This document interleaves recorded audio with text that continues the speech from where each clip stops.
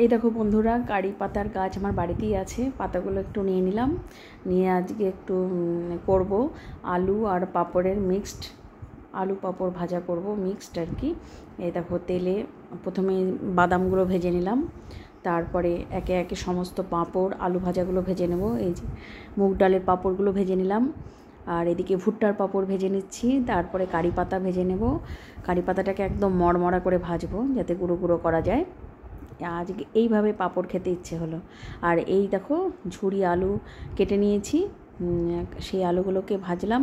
ভেজে নিয়ে একে একে সমস্ত পাঁপড় এক জায়গায় নিয়ে টুকরো টুকরো করে, মানে একদম গুঁড়ো করব না, ছোট ছোট টুকরো করে এর মধ্যে একটুখানি বিট নুন, একটু জিরে ভাজার গুঁড়ো আর একটু গোলমরিচের গুঁড়ো দিয়ে সুন্দর করে মেখে নেব।